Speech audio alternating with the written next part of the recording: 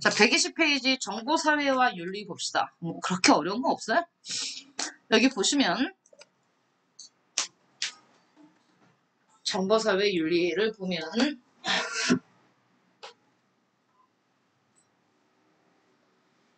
정보통신사회가 가져온 긍정적인 변화는 뭐가 있을까 이렇게 말했는데 특히 앞에 정보통신 굳이 안 보시고 이거는 크게 보시면 돼요. 기술 발달에 따른 긍정적 변화입니다. 기술이 발달을 했어. 우리 과학기술과 윤리를 지금 이 큰 제목으로 보고 있기 때문에 거기에 연장선상으로 보면 됩니다. 일단 그 기술 중에서도 여기는 정보통신이니까 정보통신 기술이 발달하면 어떤 긍정적인 변화가 있을까? 편해진다. 편해지죠. 삶의 편의성. 다음, 특히 정보통신 매체를 통해서 일반인들도 어때요? 얼마든지 전문적인 지식을 우리가 알아볼 수 있죠. 의학 지식, 법률 지식. 그래서 요즘에는 병원에 가면 의사가 뭐라고 말하면 환자들이 얘기하죠. 아, 제가 인터넷에서 찾아봤는데 라고 시작하잖아요. 그런 정보를 쉽게 얻을 수 있다. 또 사회 참여의 기회가 확대되었다. 그래서 우린 이게 정치에서 같이 연결시키면 3번 같은 경우에다가 한번 써봐 주세요. 여기 보시면 청원이나 서명운동에다가 줄을 치고 이런 것들이 뭐와 연결되는 거냐면 이민주주의, 다른 말로 전자민주주의잖아요. 이런 전자민주주의가 확대되면서 결과적으로 화살표하고 쓰면 직접 민주주의 요소가 직접 민주주의적 요소가 되는 거죠. 현대민주주의가 대부분 다 간접민주주의인데 이런 정보통신 기술이 발달하면서 직접민주주의적인 요소가 가미됐다는 얘기고요. 여기 나왔잖아요. 직접 참여하여라는 부분 나오죠. 정보통신 기술을 이용하면 일반 시민들이 정치 과정에 직접 참여할 수 있습니다. 그래서 이렇게 영향이 되는 거고요. 다음, 정보통신 기술은 어떤 사회를 만드는 데 도움이 된다? 다양성이 존중되는 사회. 여기 보세요. 여기 보시면 다양성 존중에다가 붙여주세요. 다양성 존중. 사실 민주주의가 가장 좋은 게 뭐냐고 물으면 여러분은 막연하게 민주주의요? 라고 생각하고 있으시면 안 돼요. 민주주의의 가장 큰 장점 중에 하나가 바로 뭐냐면 다양성이에요. 상대가 나랑 의견이 다를 수 있다는 게 존중되는 사회입니다. 어떤 것, 자, 그럼 보면 정보통신 사회, 정보통신 기술이 발달하면 민주주의에 더 도움이 돼요, 이렇게. 다양한 문화에 대한 왜 우리는 정보통신 기술을 통해서 직접 가보지 않아도 소수민족의 문화라든지 다른 지역의 문화에 대해서 더 알 수 있고요. 알면 어떻습니까? 알면 이해의 폭이 넓어져요. 또한 직접 만나지 않아도 세계 여러 사람들과 의견을 주고받을 수 있죠. 다양한 의견을 주고받음으로써 뭐래? 사회가 더욱 수평화되고 다원화된다? 수평화 다원에다가 네모하고 이걸 다른 표현으로 바꾸면 민주주의화 되는 겁니다. 민주주의화 되는 거예요. 다양성을 존중하는 것, 민주주의의 가장 큰 장점인데 정보통신기술이 발달하면서 더 그 장점을 살릴 수 있게 되었다는 뜻입니다. 그래서 정보통신기술 발달이 가져온 긍정적인 변화들을 봐요. 근데 우리가 하고 싶은 건 정보사회 윤리잖아요. 그럼 윤리를 다루려면 사실 긍정적인 변화보다 문제점을 봐야 됩니다. 어떤 문제가 생겼길래 이런 윤리가 필요한지. 그래서 두 번째는 그럼 정보통신기술이 이런 긍정적인 변화도 갖고 왔지만 또한 모두 갖고 왔다? 우리가 생각해 봐야 될 윤리적인 문제를 가져왔습니다. 예전에는 없었던 새로운 문제점들, 그 중에 가장 대표적인 정보통신기술과 관련된 윤리적 문제는 사이버 폭력이죠. 자, 사이버 폭력의 뜻입니다. 가상 공간에서 상대방이 원하지 않아. 나는 그걸 원하지 않는데 그런 원하지 않는 언어, 원하지 않는 이미지 등을 이용하여 주치세요. 정신적이고 심리적인 피해를 주는 행위입니다. 폭력이잖아요? 폭력은 정신적, 심리적 피해, 직접 물리적인 폭력은 아니지만 사이버 공간에서 물적 폭력을 할 수는 없잖아요. 하지만 정신적이고 심리적인 피해를 주는 거죠. 그럼 예를 들어 구체적으로 사이버 폭력에는 어떤 종류가 있을까? 여기 나오는 건 다 사이버 폭력의 뭡니까? 종류들이죠. 사이버 따돌림, 사이버 명예훼손, 사이버 모욕, 사이버 스토킹, 사이버 성폭력까지 정말 다양한 폭력이 존재합니다. 그 중에 자, 불링이라고 하는 사이버 따돌림이라는 게 있어요. 한번 볼게요. 어떻게 하는 거지? 인터넷, 휴대전화 등 정보통신기기를 이용해 특정인의 개인정보나 그에 대한 허위 사실을 유포해 지속적, 반복적으로 공격을 하는 행위다. 또는 온라인 그룹에서 고의로 특정인을 배제하여 상대방이 고통을 느끼도록 하는 행위. 만약에 어떤 직장에 다니는데 단체 카톡방을 만들었어. 근데 거기 직원이 15명인데 한 명을 초대 안 하는 거죠. 14명만. 그리고 자기들끼리 희덕거리고 있으면 이 사람은 어떻겠습니까? 카톡방에 무슨 카톡방 초대받지 못하는 게 그렇게 큰 폭력이죠. 엄청난 폭력이죠. 그 사람은 그것 때문에 아마 죽고 싶을 수도 있는 겁니다. 자, 이런 것도 있다. 그 문제점, 사이버 폭력의 가장 큰 문제점은요, 뭐니 해도 이거죠. 익명성이죠. 자기를 밝히지 않고 숨어서 남을 공격하는 겁니다. 익명성을 활용하여. 그래서 뭐래? 자기 자신이 공격하는 사람이 숨어있기 때문에 은밀하고 더 가혹한 폭력이 행해질 수 있어요. 생각해보세요. 사이버 폭력이 아닌 만나서 하는 폭력이면 내가 이 사람을 때리면 그 맞는 사람이 어떤 고통스러운 표정을 짓고 눈에 보이지만 사이버 폭력은 이걸 가하는 가해자도 문제지만 피해자가 얼마큼 피해받는지 가해자의 눈에 안 보입니다. 그렇기 때문에 더 심각해질 수 있어요. 더 강력한 강도를 더 지속적으로 할 수 있는 겁니다. 또한 이 정보라는 게 자, 굉장히 순식간에 쉽고 빠르게 복제돼요. 한번 복제되고 나면 지우기도 힘들죠. 찾아서. 복제되고 유포되기 때문에 한번 유포된 정보를 수정하거나 아니면 회수하는 게 너무 어려워서 특히 성폭력 피해자들 같은 경우 몰래카메라 같은 게 한번 유출이 되면 이 사람들은 그게 어디서 튀어나올지 모릅니다. 너무 순식간에 퍼져나가기 때문에. 다음, 가해자가 여기 나왔어요. 아까 얘기했던 거. 이 가해자가 피해자가 어떻게 피해를 받고 고통을 당하는지를 목격을 못해요. 직접 목격하기 어렵기 때문에 자기가 얼마나 심각한 폭력을 가했는지를 인식하지 못하는 겁니다. 이건 딴 얘기인데 여러분. 오늘날의 전쟁 같은 경우는 예전의 전쟁은 어땠어요? 물론 전면전을 하게 되면 적국의 군대와 우리나라 아군의 군대가 직접 만나서 육탄전을 하잖아요. 그러면 적군이 죽어가는 게 보이잖아. 피 흘리면서. 그렇지? 하지만 오늘날의 전투는 보통 폭격기를 씁니다. 일단은. 처음부터 육군이 안 들어가요. 전투기가 가는데 그 전투기도 무인 전투기예요. 그럼 여기서 우리는 그냥 자 본부에 앉아서 에어컨 빵빵하게 틀어놓고 공군본부에 앉아서 이렇게 컴퓨터 버튼 눌러가지고 무인 전투기를 출동시켜. 그 폭탄을 막 떨어뜨려. 그거 실시간으로 봐. 건물이 막 부서져 사람이 죽지만 어때? 직접적으로 못 느껴요, 그거를. 당장 폭탄이 떨어져서 죽는 사람들은 얼마나 고통스러운지 그 폭탄을 떨어뜨리고 있는 이 본부에 있는 사람들은 못 느낍니다. 이 사람 더 상대가 얼마나 힘든지를. 그렇기 때문에 뭐가 없대요? 죄책감이 굉장히 없어진답니다. 그렇기 때문에 마구잡이로 뭐 할 수 있는 겁니까? 버튼을 누를 수 있어요. 게다가 무인 전투기뿐만 아니라 오늘날의 전투는 드론을 이용한 전투도 굉장히 많아요. 드론은 내가 안 가잖아. 그냥 가서 이렇게 막 우리는 터뜨리고 공격하고, 그치? 공격을 하면 마치 어떤 느낌이냐면 게임하는 느낌이래요. 게임 속에서 우리가 총을 갖고서는 죽이는 게임들이 많잖아요. 그런 게임 느낌이랍니다. 그렇기 때문에 심각한 겁니다. 이런 사이버 폭력이라는 게. 다음, 두 번째 뭐 있어? 저작권증. 얘가 더 중요합니다. 시험에는요. 얘가 조금 더 잘 나와요. 저작권 침해에 대해서 보겠습니다. 자, 저작권 침해도 뭐가 갖고 오는 겁니까? 정보통신기술 사회에 나타날 수 있는 윤리적 문제 중에 하나인데, 저작권이란 저작권법에 의해 배타적으로 보호되는, 자, 여기 주셔요. 배타적이라는 게 남이 못 쓰는 거죠. 나만 쓸 수 있는 거지. 배타적으로 보호되는 저작물을, 묶어놔요. 배타적으로 보호되는 저작물을 무단으로 이용해서, 허가를 받지 않고 이용하는 거죠. 무단으로 이용하여 저작자의 권리를 침해하는 행위다. 그럼 뭐가 있을까? 여기 나왔죠. 표절, 무단 복제, 무단 유포, 불법 다운로드 같은 것들이 다 저작권 침해에 들어가는 건데, 이런 저작권 침해의 문제는 저작자가 내가 얼마나 힘들게 노력해서 만든 창작물인데 그거를 5분 만에 모든 사람이 다 알게 만들어 창작 의욕을 감소시키고, 또한 하다 보면 사람들이 굳이 시간과 노력을 들여서 창작하지 않아.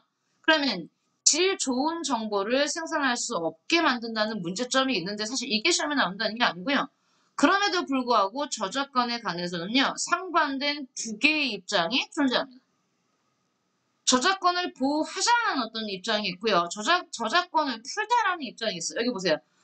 라이트고요. 이건 레프트입니다. 라이트 오른쪽이죠. 레프트 왼쪽이죠. 우리는 이걸 어떻게 정치적인 용어로는 라이트는 뭡니까? 우파. 우파라고 불러요. 오른쪽. left는 왼쪽이죠. 좌파라고 부릅니다. 우파라는 말이 들어가면 얘들아 잘 들어. 정치뿐만 아니라 어떤 단어에서도 우파, 오른쪽이라고 하면 써요. 보수적이에요. 보수적 특징을 갖고 있습니다. 지금 이 보수적이라는 단어는 굉장히 강력한 단어입니다. 지킬 보자에 지킬 숫자를 써요. 똑같은 걸 두 번 반복한 거야. 지키고 지킨다. 뭘 지키는 거야? 그게 뭐든 내 기존의 권력이든 기존의 재산이든 지키겠다야. 기존 질서를 지키겠다가 보수적이야. 반면에 레프트, 좌파죠. 정치적인 좌파든 문화적인 좌파든 좌파는 어떻습니까? 변혁을 추구합니다. 변혁, 시키지 않아요. 변화를 좋아합니다. 변혁과 진보, 앞으로 나아가는 거죠. 변혁과 진보, 그게 좌파예요. 그럼 여러분이 어떤 문건을 읽든 문헌을 읽든 제시문을 읽든 우파와 좌파란 말이 나오면 알겠니? 딱 감이 와야 돼. 아, 우파는 보수적이구나. 뭔가 기존의 권력을 가지거나 돈을 가진 사람들의 입장입니다. 생각을 해보세요. 어떤 사람이 지키고 싶겠어? 돈 가진 사람이 지키고 싶겠어? 돈 없는 사람이 지키고 싶겠어? 돈 가진 사람이 지키고 싶겠지. 돈 없는 사람은 이 사회가 싫을 거 아니야. 내가 지금 갖고 있지 않으니까. 그러니까 이 사회는 뭐 했으면 좋겠어? 변혁됐으면 좋겠지. 그게 진보적인 거야. 알겠니? 그러면 카피라이트 역시 라이트라는 표현을 썼어요. 이게 우파입니다. 보수적이에요. 저작권을 지키겠다는 뜻입니다. 창작자의 노력에 대한 정당한 대가를 지불해야 된다. 그러니 어떻게 해야 돼? 저작권을 지켜야 한답니다. 창작자의 노력에 대한 경제적 이익을 보장해야지. 야, 이 사람만 쓸 수 있게 해야 그래야 그 다음에도 열심히 뭐 할 거야? 새로운 걸 만들지 않겠어? 그래야지만 질적 수준이 향상되지 않겠어? 이게 카피라이트의 주장입니다. 저작권은 보호해야 한다는 사람들의 주장. 반면에 레프트가 있어요. 아니야. 그 사람이 어떻게 창작할 수 있었어? 혼자 무인도에 있으면 창작할 수 있었어? 아니야. 이 사회에 영향을 받은 거잖아. 이 사회 때문에 그 사람이 이런 걸 창작할 수 있으니 그 저작물은 그 개인만의 것이 아니야. 그건 뭐야? 개인의 자산임과 동시에 인류 공동의 자산이니까 공유해야 돼. 입니다. 그래서 말하죠. 그 사람의 저작을 인정해주지만 그럼에도 불구하고 모든 사람을 위한 공동선이지 개인보다 공동선을 위해 활용되어야 하며 그리고 그런 정보들을 무료로 아니 굉장히 저렴한 그런 정보를 공유할 때야말로 정보의 질적 발전이 가능해 라고 주장하는 겁니다. 얘는 보호고요. 얘는 공유를 강조하는 겁니다. 그럼 어떤 게 옳아요? 우리는 항상 말하지만 어떤 게 극단적으로 옳고 틀린 건 없어요. 이런 상황에서는 저런 걸, 저런 상황에서는 이런 걸 쓸 수 있는 유연성이 필요한 겁니다. 두 입장 역시 얘는 오른쪽을, 얘는 왼쪽을. 그럼 우리는 어때요? 한쪽 날개로 날을 수 없잖아. 우리는 오른쪽과 왼쪽이 모두 필요합니다. 양쪽 날개로 날아야 되고요. 기차 역시 두 바퀴로 달려요. 새는 두 날개로 날고. 알겠니? 그러니까 여러분이 정말 어렸을 때나 선생님, 저 착하네요? 저 나쁘네요? 라는 이분법을 쓰지. 정말 어린아이일수록 나이가 어려질수록 굉장히 이분법적이에요. 엄마 쟤 우리 편이에요? 쟤 아니야 라고 묻잖아요. 하지만 어때? 나이가 들면 들수록 이분법 갖고는 안 됩니다. 이거 아니면 저거? 너 아니면 나? 아니죠. 오케이. 우리는 유연성을 가지고 둘 다 필요하다는 걸 알아야 합니다. 저작권에 대한 카피라이트와 카피레프트가 있다는 거 받으시고요. 자, 정보통신기술이 가져오는 세 번째 문제점 뭐가 있습니까? 사생활 침해. 사생활 침해에서는 얘 하나 알아주세요. 이칠 권리. 자, 일단 사생활 침해는 자신의 의사와 무관하게 즉 내가 동의하지 않았음에도 혹은 동의했음에도 불구하고 제 의사와 무관하게 개인 정보가 다른 사람에게 노출되거나 악용되는 걸 우리는 사생활 침해라고 하고요. 사생활 침해 역시 개인의 자유로운 활동과 행복 추구를 방해하면서 인간의 존엄성을 해치는 그런 문제가 생길 수 있습니다. 여기와 관련돼서 이칠 권리 네모하시고 여기 네모하세요. 상반된 두 거일가 있습니다. 이칠 권리와 알 권리. 먼저 이칠 권리는요. 개인의 사생활 보호를 위해 등장한 것이다. 보세요. 등장 자체가 뭡니까? 개인의 사생활을 보호하기 위해서 등장한 개념이죠. 정보가 유통되는 과정에서 개인이 결정하고 통제하는 권한을 가져야 한다는 자 네모하세요. 얘네들은 어떤 입장에 있습니까? 잊힐 권리는 정보를 자기가 결정할 수 있다는 정보 자기 결정권을 중시하면서 강조되고 있다. 그에 반해 알 권리가 있어요. 알 권리. 국민들은 정치사회 현실에 관한 정보를 자유롭게 얻을 수 있는 알 권리가 있다. 그러면서 잊힐 권리와 알 권리가 서로 대립할 수 있는 거죠. 이거는 아까 위에 나왔던 카피라이트와 카피리스트와 같은 문제예요. 역시 이것도 어떨 때는 알 권리가 더 우선시 돼야 되고 어떤 경우는 잊힐 권리가 또 우선시 돼야 할 경우도 있습니다. 하지만 도저히 답이 안 나오는 경우도 있어요. 팽팽하게 맞설 때가 있습니다. 잊힐 권리와 알 권리가. 그런 경우는요. 그래서 그때는 합의를 해야 되겠죠? 쉬운 문제 아니에요, 여러분. 그렇잖아요.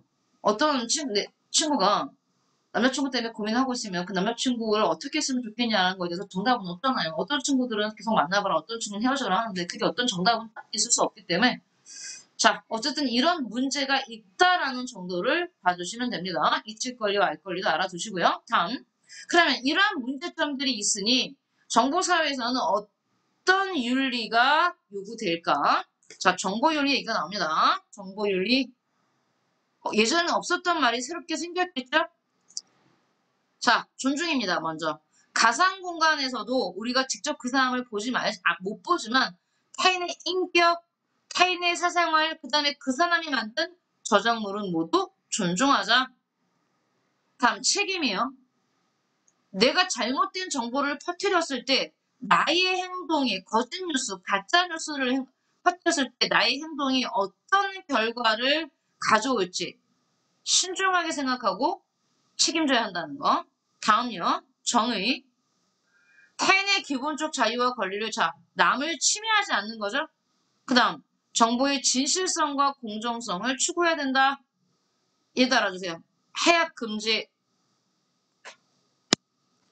사이버 폭력, 피싱, 파밍, 해킹, 바이러스 유포 등의 행동으로 타인과 사회에 해악을 끼쳐서는 안 된다. 피싱 나옵니다.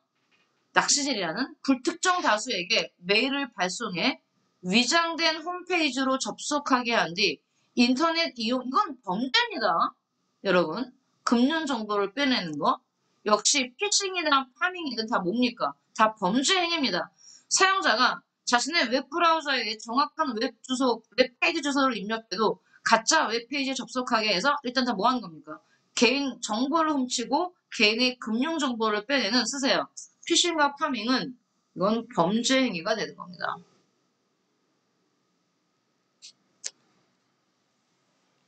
이런 사이버 범죄를 말하는 거죠. 물론 여기도 다 범죄죠. 범죄. 자, 그래서 옆에 있는 내용들은 여러분이 한번 읽어보면 되시는 거고요. 혹시 선생님이 지난주에 줬던 프린트가 있나? 한번 지지난주군요. 프린트가 있나? 한번 찾아봐 주세요. 있어요? 오케이. 그래서 선생님 프린트는 가장 잘 나오는 것만 딱 봤습니다. 잊힐 권리와 알 권리 나오죠? 자, 잊힐 권리는 내 스스로 내가 알리고 싶지 않은 내 정보를 뭐 할 수 있는 거? 삭제할 수 있는 권한입니다. 삭제권, 자기정보 삭제권. 반면에 봐봐요. 알 권리는 내 정보를 삭제하면 안 되는 겁니다. 어떨 때요? 여기 나왔지 얘가. 어떨 때 삭제하면 안 돼요? 공익을 위해서. 공익이 더 크다고 판단될 때는 그러한 사람들의 자기 정보는 삭제를 못하게 해놨어요. 이런 거. 대표적으로 성범죄자 알림이. 물론 성범죄자도 개인의 자기가 잊히고 싶은 입특 권리가 있지. 하지만 그보다도 뭐가 더 크다고 이건 판단된 겁니까? 공익이 더 크다고 판단된 경우이기 때문에 이럴 때는 내가 원한다고 해서 내 정보를 삭제할 수 없어요. 물론 일정 기간 동안. 다음, 일치 권리는 정보에 대한 자기 결정권, 즉 정보에 대한 자기 결정권이라는 얘기니까 뭐야? 내 정보를 내가 삭제할 수 있는 권리를 말하는 거잖아. 잊힐 권리가 잊힐 권리에 손을 들어줄 경우는 대다수 사람들이 알 권리보다 개인의 인격권이 더 중요하다고 판단됐을 때는 잊힐 권리를 인정해 줍니다. 하지만 아까도 말했지만 알 권리가 더 크다고 판단될 때는요. 사생활 보호보다 이게 더 크다고 판단될 때는 삭제 못해요. 그래서 사생활 보호가 뭐 될 수 있다? 제한될 수 있는 게 바로 알 권리입니다. 다음요. 카피라이트와 카피레프트 있습니다. 카피라이트는 자 지적재산권은 인정하고 보호되어야 된다. 왜? 창작자의 경제적 이익과 창작자가 지금까지 자기가 들인 시간과 노력에 대한 뭘 인정할 거다? 배타적 독점권을 인정하겠다는 얘기입니다. 카피라이트는. 지금 레프트는 아니에요. 정보를 뭐로 보는 겁니까? 얘는 정보를 사적 재산, 사유재산으로 보는 거고, 자, 써보세요. 얘는 정보를 사유로 보는 거예요. 사유. 개인 소유로 보는 거고요. 얘는 정보를 공유로 보는 겁니다. 공유. 왜? 정보 역시 사회적인 산물이라고 보는 거예요. 정보 역시 뭐라고 보는 겁니까? 공공재로 보는 겁니다. 그래서 얘는 말하죠. 야, 지적재산권을 너무 과도하게 인정하면 어떤 문제가 생길 수 있냐면 이미 다 만들어놨다 생각하면 새로운 창작을 오히려 못할 수도. 얘는 뭐야? 배타적 독점권을 인정해야 창작 의욕이 높아진다고 말하는 얘는 오히려 새로운 창작을 방해할 수 있다고 주장합니다. 그리고 정말 뭐에서 가진 자와 못 가진 자에서 정보의 불평등이 발생할 수 있다고 주장하는 게 카플레프트 쪽의 입장입니다. 얘는 정리되어 있는 거니까 나중에 얘를 정리해 보세요. 자, 그 다음에 이제 우리 뉴 미디어스의 메테리얼리는 우리 교재 한번 더 보고 오죠. 선생님은 정말 딱 나올 것만 딱 해놓은 거고요. 얘는 좀 더 자세히 나왔습니다. 여러분이 여기 수능이 보이는 교과서 자료 같이 한번 볼게요. 여기 2014년 유럽 사법재판소는 스페인 변호사 곤잘레스가 청구한 자신에 대한 구글 검색 결과 삭제 요구에 대해 해당 정보를 노출해도 문제가 없는 합법적인 정보라고 해도 개인이 요청하면 나오죠. 개인이 요청하면 그랬습니다. 개인이 요청하면 뭐에? 공익과 비교하여 정보를 삭제해야 한다고 판결했다. 그럼 공익과 비교했을 때 공익보다는 얘를 삭제가 된다고 본 거죠. 이러한 판결과 더불어 최근 개인의 신상 정보를 온라인에 공개하고 이를 퍼뜨리는 신상 털기와 포함 나르기 피해 사례가 속출하고 있는 만큼 이칠 권리의 법제화 요구가 더욱 거세지고 있다. 제시된 글은 이칠 권리에 대한 최근의 판결 사례이다. 이칠 권리는 정보의 자기 결정 나오죠? 이칠 권리는 뭘 강조하는 입장입니까? 정보를 내가 결정할 수 있다는 정보의 자기 결정권을 강조해서 온라인상에서 자신이 공개를 원하지 않는 민감한 정보를 삭제할 수 있는 근거가 되고 있다. 그러나 이칠 권리를 지나치게 강조하면 공공성을 지닌 정보나 기록물까지 삭제함으로써 이용자의 정보 주세요. 이용자의 정보 접근권이나 알 권리를 침해할 우려가 있어 찬성과 반대 의견이 엇갈리고 있는 부분이 있다라고 말했습니다. 스피넬러라는 학자를 따로 기억할 필요는 없어요. 그렇게 중요한 건 아니고요. 이 사람이 사이버 윤리에서 이런 얘기를 했다. 해악 금지의 원리, 선행의 원리, 타인의 복지를 증진하는 방향으로 정의의 원리, 자율성의 원리, 이런 어떤 윤리들을 제공했다. 읽어봐 주시면 됩니다. 다음 갈게요. 122페이지. 정보사회의 매체 윤리에서 보면, 자, 이제 뭐가 나옵니까? 대중매체가 나옵니다. 이 대중매체에 관련된 얘기는 우리가 사회문학 시간에도 또 배울 텐데, 대중매체는 도대체 뭘까?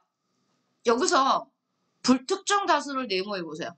불특정 다수가 뭐의 뜻입니까? 대중의 뜻이죠. 우리는 대중을 뭐라고 부르는 겁니까? 불특정 다수라고 불러요. 이런 대중, 불특정 다수를 대상으로, 그 다음에 매체의 뜻입니다. 매체는 뭐 하는 데인데? 정보를 전달하는 거죠.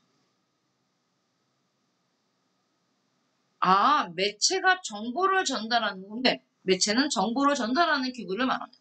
뭐가 있어요? 텔레비전, 라디오, 신문, 인터넷이 있습니다. 그 중에 3개 묶어봐요. 텔레비전, 라디오, 신문. 3개. 우린 얘네들을요, 인터넷에, 얘와 인터넷입니다. 세계와 인터넷. 이 3개는 우리는 고전적 미디어. 얘를 고전적 미디어라고 불러요.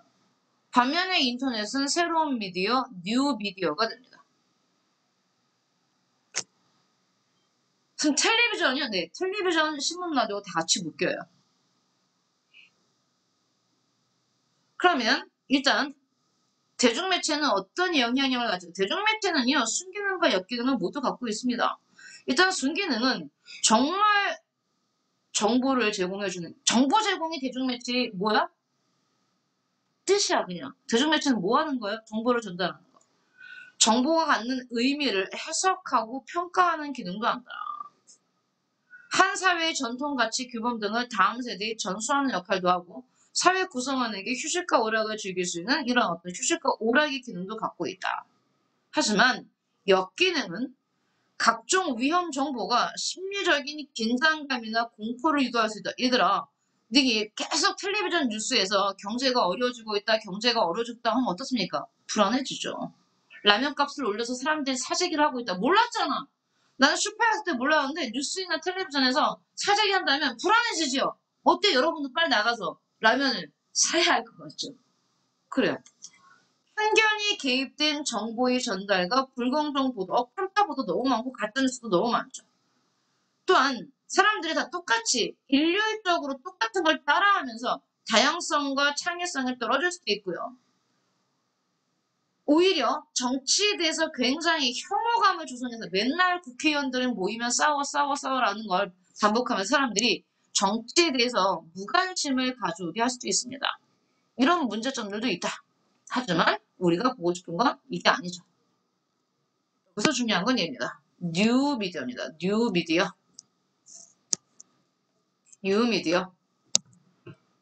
뉴미디어는 여기 보죠. 인터넷이나 모바일 기기와 결합하면서 등장한 그냥 신문 아니야? 전자신문. 그냥 방송 아니야? 인터넷 방송. 디지털 위성 방송. 지상판, 그냥 지상파 아니야. 지상파 DMB야. 지상파는 텔레비전에 들어가기 때문에 이건 기존 매체에 들어가겠지. 하지만 지상파 DMB.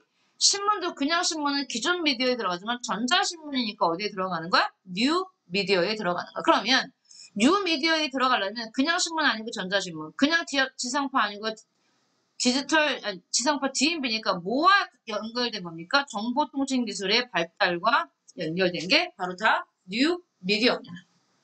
뉴 미디어의 특징, 가장 중요한 특징이죠. 쌍방향이죠. 너무 중요합니다. 이게 가장 큰 특징이에요. 기존 매체는요, 여기 봐봐요. 이 텔레비전, 라디오, 신문 같은 기존의 고전적 미디어는 얘는 일방향입니다. 일방향. 이게 뭐냐면 정보를 생산하는 생산자가 일방적으로 소비자에게 전달해요, 그냥.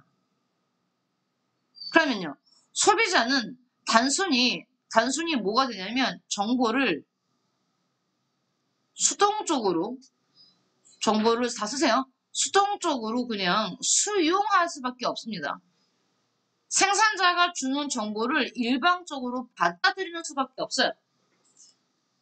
뉴스를 하면 뉴스를 보는 수밖에 없잖아요. 신문이 나오면 신문을 읽는 방법밖에 없잖아요. 그게 고전적 미디어의 가장 큰 특징이라면 이 뉴미디어는 아니에요. 쌍방향이라 했습니다. 쌍방향이라는 말이 뭔데? 이거지.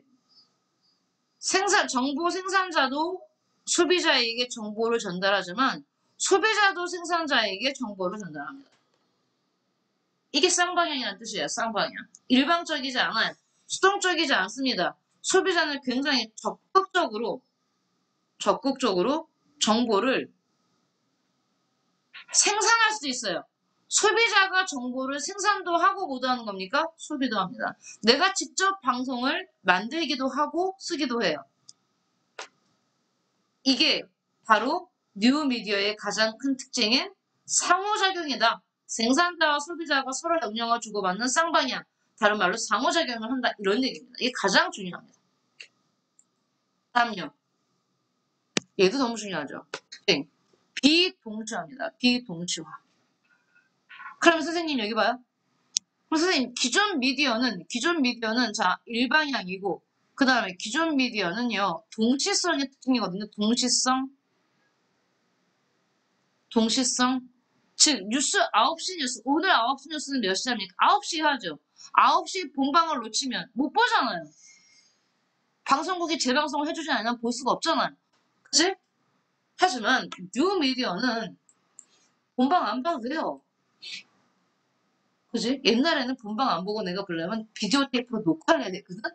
그럴 필요 없어요. 언제나, 어디서나 내가 원할 때, 내가 보고 싶을 때. 그지? 여기. 수신자가 원하는 시간에 정보를 볼 수 있습니다. 아우, 너무 중요한 게 너무 많아. 그 다음에 대중매체인데 너무 중요한 표현 썼어. 대중매체인데 뭐래? 탈대중화. 이게 무슨 말이야? 이게 대중매체라면서요. 근데 어떻게 탈대중화가 될 수 있어요? 그러니까요. 그러니까 정말 혁신적인 겁니다. 대규모 집단에 획일적 메시지를 전달하는 방식에서 벗어나 그렇죠?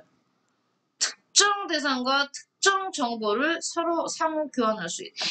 소규모 방송국에서 소규모 소비자들을 대상으로 그 사람들만을 위한 방송을 만들 수 있다는 얘기예요. 대단한 겁니다, 여러분. 대중매체인데 이런 표현을 쓰고 있어요. 대중매체인데 탈대중화되었다. 다 중요합니다, 이 미디어. 상호작용화, 비동시화, 탈대중화. 다음, 능동화는 아까 설명했죠. 정보를 사용하는 사용자, 즉 소비자가 직접 정보를 생산하고 유통하고 소비하는 동시에 감지 다 해요, 혼자서. 자, 봐. 정보 생산도 하지, 정보 유통도 시킬 수 있지, 소비에서 정보를 쓸 수도 있지, 그 다음에 감지 역할도 할 수 있어. 이 모든 역할을 할 수 있기 때문에 능동적 활동을 할 수 있다. 다음요. 디지털이죠. 모든 정보를 뭐로 바꿉니까? 디지털로 바꿀 수 있죠. 모든 정보를 디지털함으로써 정보를 신속하고 정확하게 처리할 수 있다. 신문 역시 모든 걸 디지털화시켜서 인터넷 속에 있으면 언제 어디서는 어떤 나라의 신문도 내가 꺼내서 볼 수 있지. 안 그러면 옛날에는요. 그 도서관에 가거나 신문사에 직접 가야지만 지난 1994년 7월 5일자 신문을 보고 싶다. 가야 돼요. 도서관이든 어디든. 하지만 지금은 다 이게 디지털로 물론 이제 다 그 신문사가 디지털 작업을 해서 입력시켜 놔야 되지만 있다. 그래서 뉴미디어가 이 페이지에서는 가장 중요합니다. 쉬었다 할게요. 자, 그러면 이런 뉴미디어는 어떤 문제점을 갖고 있을까? 특히 뉴미디어는요. 일반 대중매체보다 더 큰 문제가 뭐냐면 1번이에요. 왜냐면 자 우리 일반 매체는 어떻습니까? 전문적인 생산자가 따로 있었잖아요. 생각해보세요. 텔레비전, 라디오, 신문. 그러면 텔레비전 방송국이나 라디오 방송국, 신문사 같은 경우는 중소규모에서는 할 수가 없었어요. 대부분 엄청난 대규모거든요. 대기업.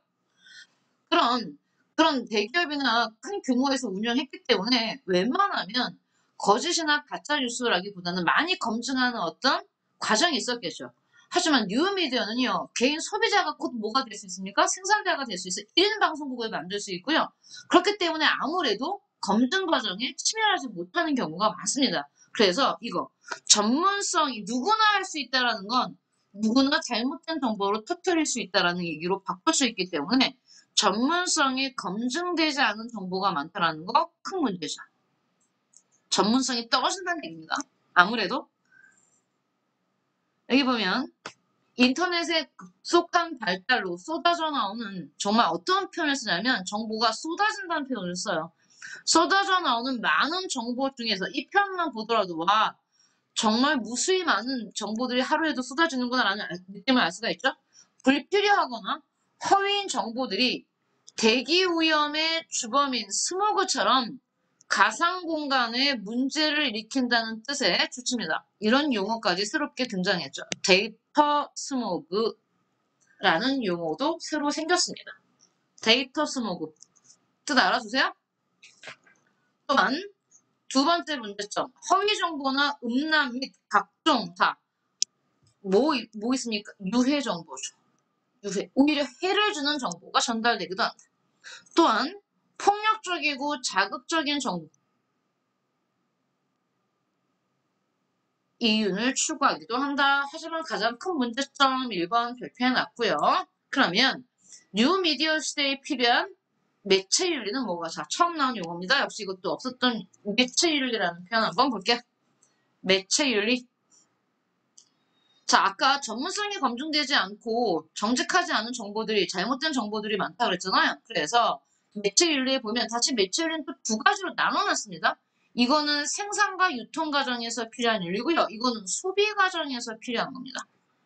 따로따로 보세요. 생산 유통 과정에서 필요한 윤리와 소비 과정에서 필요한 윤리를 따로따로 놨습니다. 먼저 생산 유통 과정에서 필요한 윤리는 있는 그대로의 사실, 즉 팩트만을 전달하는 거죠. 가장 이건 매체의 기본적인 자세가 되겠죠.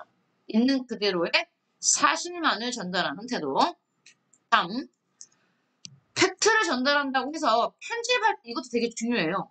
왜냐면 아무리 사실이라 하더라도 편집이 공정하지 않으면 한쪽에 치우치게 돼 있거든요. 공정한 편집과 편성, 이것도 편성도 마찬가지예요. 중요해요. 편집과 편성. 편집과 편성. 여러분 한번 보세요. 어떤 방송국이나 신문사가 편성표를 짤 때 자기네 방송국이 추구하는 바가 있다고 쳐봅시다. 물론 방송국이나 매체들은요, 자기네가 추구한 사실을 대표하지만, 뭐, 우리 이런 표현 쓰잖아요. 뭐, 보수 매체, 진보 매체라는 표현을 쓰거든요. 학술적으로, 정치적으로, 어떤 사회적으로 자기네가 추구하는 게 오른쪽인지, 왼쪽인지 있다고 칩시다. 그러면, 만약에 우파를 지향하는 어떤 매체가 있다고 칩시다. 그러면 얘네가 편성표를 딸 때, 사람들이 가장 많이 그 방송을 보는 시간대, 우리는 골드라인, 황금 시청 시간대라고 표현하잖아요. 그때를 만약에 5시부터 9시까지라고 본다면 5시 오후 말하는 겁니다. PM. 오후 5시부터 9시 사이에 사람들이 퇴근하고 뭐 앉아서 잠깐 뭐 텔레비전을 켜놓고 저녁을 먹는다든지 하는 그런 시간대에는 자기네가 밀고 싶은 방송을 쫙 편성하고 남들이 절대 안 보고 뭐 12시, 밤 12시, 뭐 1시, 새벽 시간대 이때는 많은 사람들이 안 보겠죠. 아니면 아침 7시 막 그죠? 6시 이럴 때 가다가 자기네가 별로 마음에 안 들어하는 프로그램을 편성하는 거. 이것도 어때요? 편성 자체도 굉장히 정적인 겁니다, 여러분. 어떻게 편성을 하냐? 황금 시간대를 주느냐? 아니면 외곽 시간대, 정말 시청률이 낮은 시간대를 주냐에 따라서 편성에 따라서 달라져요. 그 다음에 편집. 편집은 더 직접적이죠. 자, 어떤 시위 현장을 뉴스에서 따왔어요. 그러면 뉴스 앵커가 뉴스를 방영할 때 자료 화면으로 이 시위 현장의 모습이 쭉 나가겠죠. 근데 편집을 일방적으로 한쪽 측면만을 보여주게 편집을 하면 어떻습니까? 앵커가 아무리 객관적으로 보도를 쭉 기사를 읽는다 하더라도 화면 자체가 경찰의 폭력적인 모습을 일방적으로 보여준다든지 아니면 시위대가 경찰을 공격하는 것만 보여주면 사람들의 뇌리에는 뭐가 있습니까? 아, 저 시위하는 사람들이 폭력적이구나. 부정적인 게 뇌리에 박혀요. 즉 편집과 편성은 굉장히 정치적인 행위고요. 가치관이 개입되는 행위예요. 그렇기 때문에 봐봐. 언론기관이라든 언론, 특히 뉴스를 방영하는 그런 언론기관이라면 편집과 편성에서 최대한 가치관을 배제시키고 중립적으로 해야 됩니다. 되게 중요합니다, 여러분. 편집과 편성이라는 거. 의견을 표명할 때 관련된 내용들, 근데 시간도 그래. 자, 봐. 여기 봐. 그러면 어떤 뉴스사에서, 야, 우리는 경찰들이 시위대를 때리는 장면, 시위대가 경찰을 공격하는 장면을 모두 다 보여줬어. 하지만 생각해봐.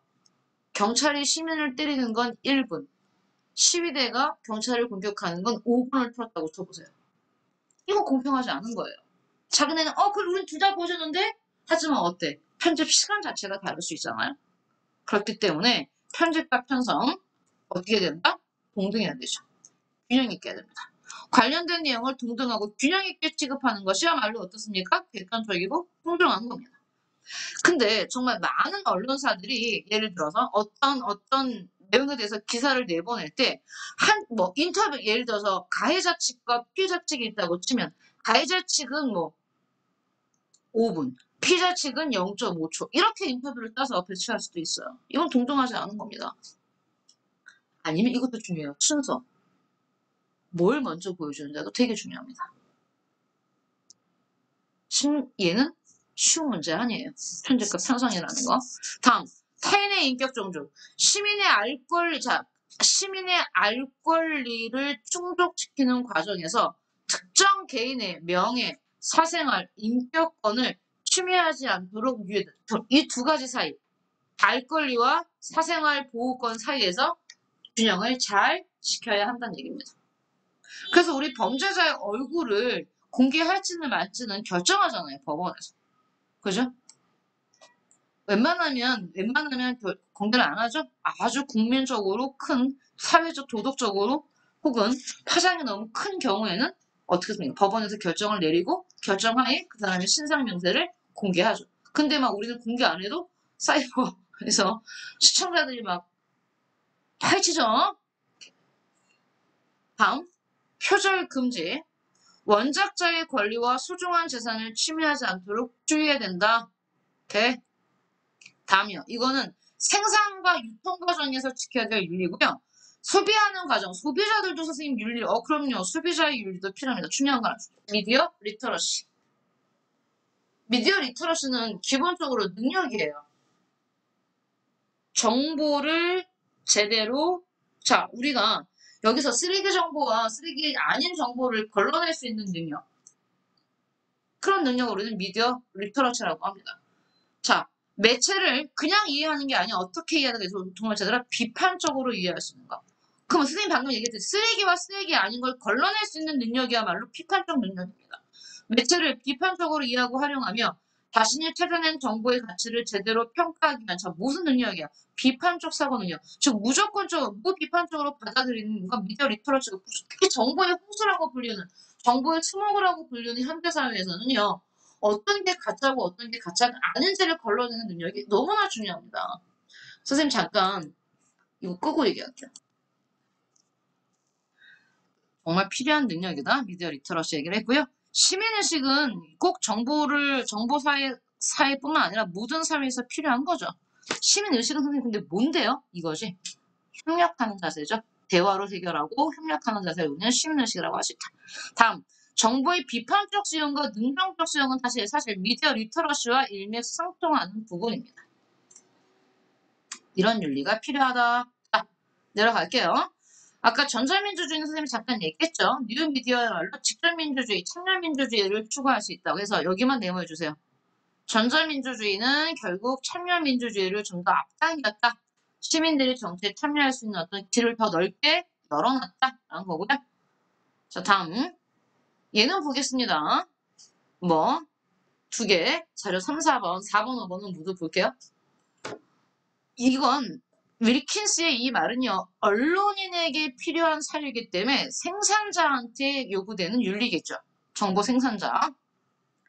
분별력은 정당한 것과 정당하지 못한 것을 직관적으로 구별하는 능력으로 이는 여러 이해관계자의 이해관계를 균형 있게 고려하는 도덕적 사고를 요구한다. 언론인은 사적 정보의 공개가 사람들의 호기심 충족을 위한 행위인지 아니면 시민사회를 위한 행위인지를 판단하기 위해서 좋습니다. 언론인은 이게 주어져. 마지막 말이 뭡니까? 서술어가 도덕적 사유를 해야 돼요. 신중하게.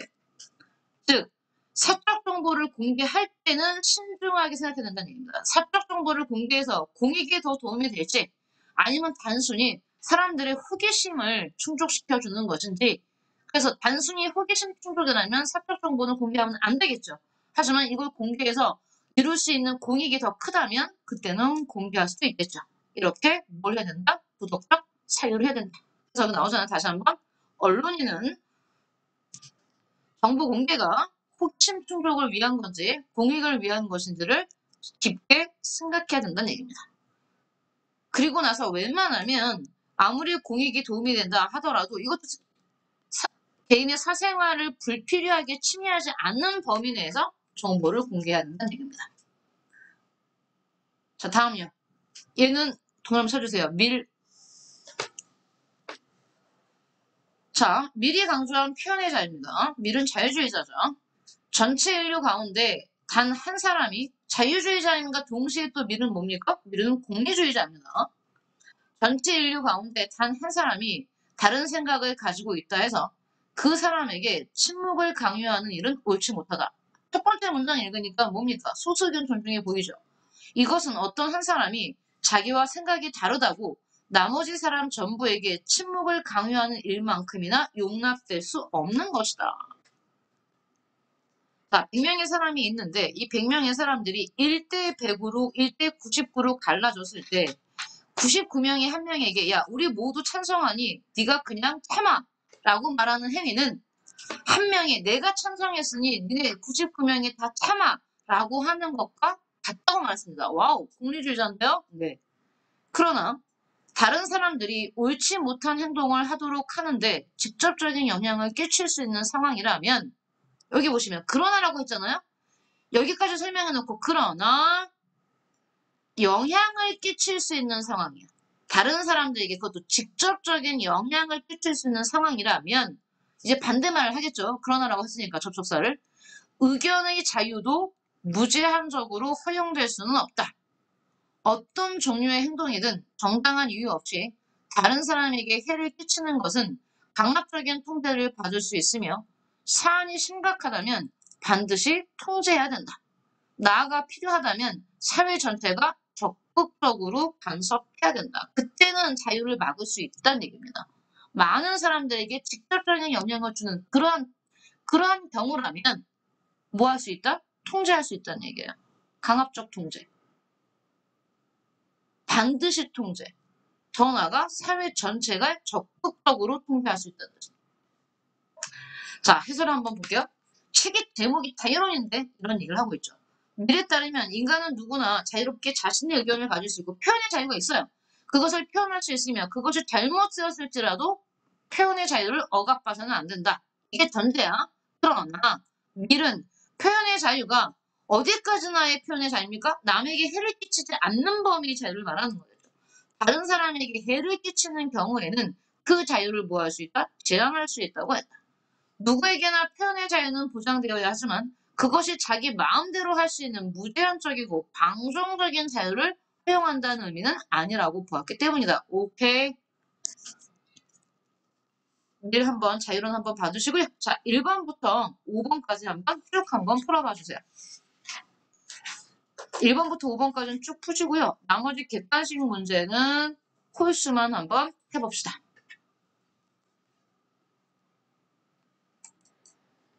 그리고 선생님이 숙제를 좀 낼게요. 우리 방학 동안에는 이걸 다 풀어요. 어차피 시험 기간에 우리 수능 특강 풀 거니까요. 여기 봐주세요. 다음 주까지 117페이지까지 모두 풀고요. 쭉 넘겨서 오늘 다 못할 테니까요.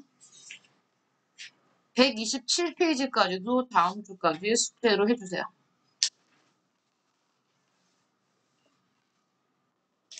볼게요. 자, 자신의 의사와 무관하게 개인정보가 다른 사람에게 노출되거나 악용되는 것은 사생활 침해죠. 우린 이런 걸 사생활 침해라고 합니다. 사침. 땡땡이란 가상 공간에서 상대방이 원하지 않는 언어, 이미지 등을 이용해서 피해를 주는 거죠. 정신적이고 심리적인 피해를 주는 거 사이버 폭력입니다.